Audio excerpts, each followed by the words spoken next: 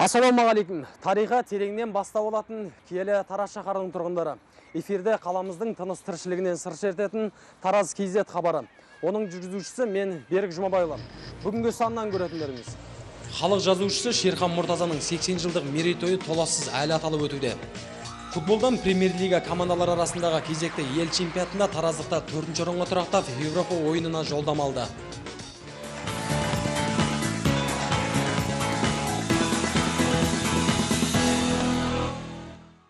Халық жазушысы Шерхан Мұртазаның 80 жылдығын атап өту әлі де жалғасуда. Соның бір айғаға облыстық жастар орталығының ұйымдастыруымен конференция болып өтті. Тақырып Шерхан Мұртазаның өмірі мен өнегесі. Жиынға өңірдің барлық аймағынан келген жастар қатысты. Шерханның 80 жылдық мерейтойы республикамыздың барлық өңірінде түрлі шаралармен аталып өтуде. Солардың ең негізгісі кеше ғана халық жазушысының өзі туып өскен өлкесі Жуалы ауданында тойланғаны белгілі. Бүгінгі ұйымдастырылған жастар конференциясы соның жалғасы. Басқосуға жазушының сыныптастары, әріптестері, түрлі орталық өкілдері және облыс жастары қатысты.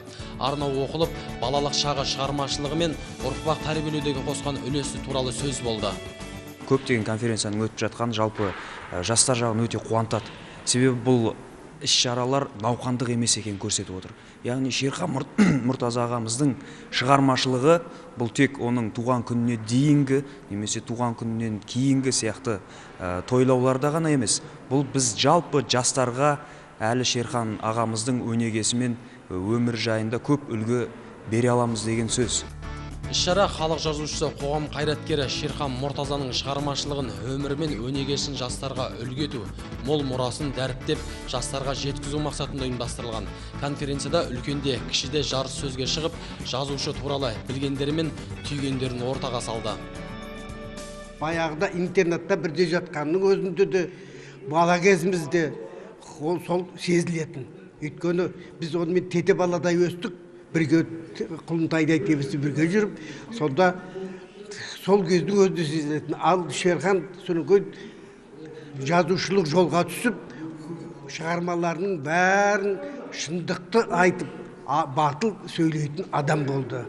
Қарамаржан романының геройы Данай дейтін сол мен болам. Шерхан Мұртазаның өмірі мен өнегесі атты облыстық конференцияның жастарға ықпалы зор. Бұл біріншіден жас ұрпақтың әдебиетке деген қызығушылығын арттырса, екіншіден адамгершілік рухани қасиеттерді қалыптастырады дейді жиынға қатысушылар. Онан соң облыс орталығында орналасқан Жамбыл Қазақ-Түрік есеп-экономикалық колледжінің ұжымы халық жазушы Шерхан Мұртазамен кездесу кешін ұйымдастырды. Ондағы мақсат колледж студенттерін атақты тұлғаның өмірі мен шығармашылығы жайында толық таныстыру. Кездесу барысында жастар қауымы Шерханға арнап өлеңдер оқып, Тұрар Рысқұлов өмірі туралы жазылған Қызыл жебе романының үзінділер қойды. Сонымен қатар халық жазушы туралы дайындаған бейнефильмнен үзінділер көрсетті. Кездесу соңында жастар Шерханға өз сұрақтарын қойып, онымен бірге естелікке суретке түсті.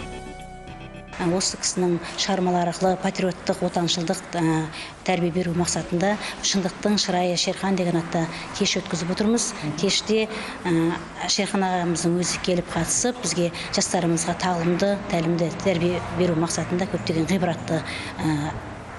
ғибратты сөздерін айтуда. Сондықтан алдағы да біздің мақсатымыз әрқашан біздің жастарымыздың бойына үнемі отаншылдық рухта тәрбиелеу, сол мақсатта осы кеш ұйымдастырылып отыр.